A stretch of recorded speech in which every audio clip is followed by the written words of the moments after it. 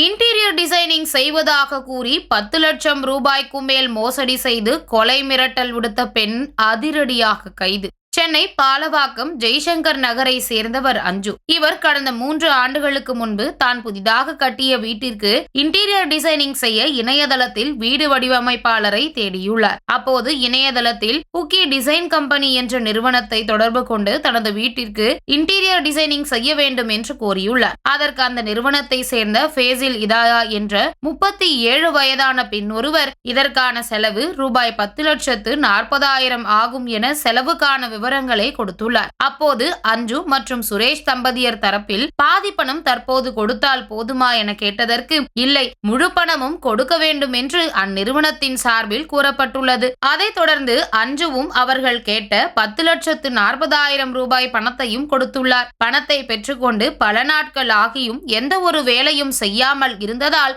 அஞ்சு அந்த நிறுவனத்தை தொடர்பு கொண்டு பேசியுள்ளார். அதற்கு அவர்கள் இன்னும் சில நாட்களில் வேலையை தொடங்கிவிடுவோம் என்று கூறியுள்ளனர். ஆனால் 3 ஆண்டுகள் ஆகியும் வேலையும் நடக்கவில்லை, பணமும் திருப்பி கொடுக்கப்படவில்லை. இதனால் அஞ்சு அதிர்ச்சி அடைந்து அந்த நிறுவனத்திற்கு தொலைபேசியில் தொடர்பு கொண்டு கேட்டுள்ளார். அப்போது ஃபேசில் இதயா தான் ஊரில் இல்லை, ஆவடியில் இருக்கிறேன் என்றும் சில சமயங்களில் அண்ணா நகரில் இருக்கின்றேன் என்றும் மாறி மாறி தனது இருப்பிடத்தை கூறியுள்ளார். இதையடுத்து அஞ்சுவும் அவரது கணவரும் அந்த நிறுவனத்தின் முகவரியை தேடி சென்று பார்த்தபோது அங்கு அலுவலகமே இல்லை என்றும் வேறு இடத்திற்கு மாற்றிவிட்டதாகவும் கூறியுள்ளனர். உடனே அந்த பெண்ணை தொலைபேசியில் தொடர்பு கொண்ட போது அஞ்சுவிற்கு பணத்தை திரும்ப கொடுக்காமல் அவர் கொலை மிரட்டல் விடுத்ததாக கூறப்படுகிறது. இதுகுறித்து அஞ்சு நீலாங்கரை காவல் நிலையத்தின் குற்றப்பிரிவில் புகார் அளித்தார். புகாரின் அடிப்படையில் வழக்கு பதிவு செய்த போலீசார் இன்டீரியர் டிசைன் நிறுவனத்தை சேர்ந்த ஃபேசில் ஹிதாயாவை தேடினர். போலீஸ் தன்னை தேடுவதை அறிந்த அவர் ஒரு இடத்தில் இல்லாமல் பல்வேறு இடங்களுக்கு மாறி தலைமறைவாக இருந்துள்ளார். இந்நிலையில் செங்கல்பட்டு மாவட்டம் திருப்போரூர் பகுதியில் பதுங்கியிருந்த ஃபேசில் ஹிதாயாவை